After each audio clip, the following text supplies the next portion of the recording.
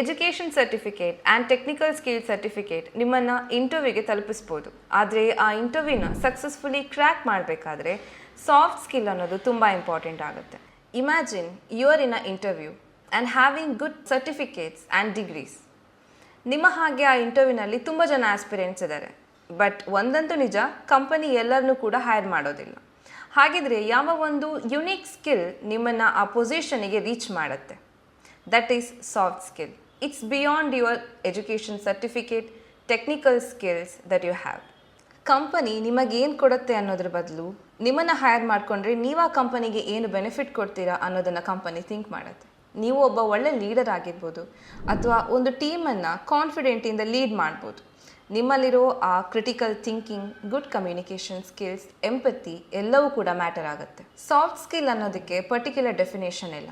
ಅದು ನಿಮ್ಮ ಎಲ್ಲ ಆ್ಯಕ್ಟಿವಿಟೀಸ್ನಲ್ಲೂ ಹೆಲ್ಪ್ ಮಾಡುತ್ತೆ. ಬೇಸಿಕಲಿ ನಿಮ್ಮ ಕರಿಯರಲ್ಲಾಗಿರ್ಬೋದು, ಓವರಾಲ್ ನಿಮ್ಮ ಲೈಫ್ನ ಎಫೆಕ್ಟಿವ್ ಆಗಿ ಲೀಡ್ ಮಾಡೋದಕ್ಕೆ ಹೆಲ್ಪ್ ಮಾಡುತ್ತೆ. ಫಾರ್ ಎಕ್ಸಾಂಪಲ್, ಒಬ್ಬ economist statistics and ಅನಾಲಿಟಿಕ್ಸ್ನಲ್ಲಿ great ನಾಲೆಡ್ಜನ್ನು ಹೊಂದಿರ್ಬೋದು.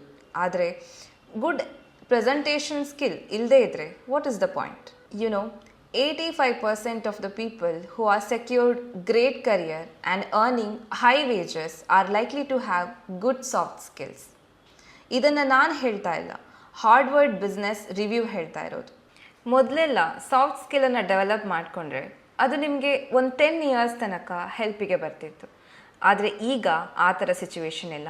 Advancement of technology, artificial ಇಂಟೆಲಿಜೆನ್ಸಿಯಿಂದ ನೀವು ಯಾವುದೇ ಒಂದು ಸಾಫ್ಟ್ ಸ್ಕಿಲ್ಲನ್ನು ಡೆವಲಪ್ ಮಾಡಿಕೊಂಡ್ರೆ ಲೆಸ್ ದೆನ್ 4 ಇಯರ್ಸ್ ಮಾತ್ರ ನಿಮಗೆ ಹೆಲ್ಪಿಗೆ ಬರುತ್ತೆ. ಆಲ್ರೆಡಿ ಕಂಪನಿಗಳು ಇಂಟರ್ವ್ಯೂ ಜೊತೆಗೆ ಸಾಫ್ಟ್ ಸ್ಕಿಲ್ ಟೆಸ್ಟನ್ನು ಕೂಡ ಅಪ್ಲೈ ಮಾಡ್ತವೆ. ಒಂದು ರಿಪೋರ್ಟ್ನ ಪ್ರಕಾರ ಯಾರು ಎಮೋಷ್ನಲಿ ಇಂಟೆಲಿಜೆಂಟ್ ಆಗಿರ್ತಾರೆ ಅಂಥವರು ಸ್ಟ್ರೆಸ್ ಆ್ಯಂಡ್ ಆಂಗ್ಸೈಟಿಯನ್ನು ಕಂಟ್ರೋಲ್ ಮಾಡ್ತಾರೆ.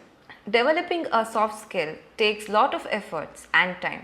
Focus on effective communications and being empathetic become crucial skills globally.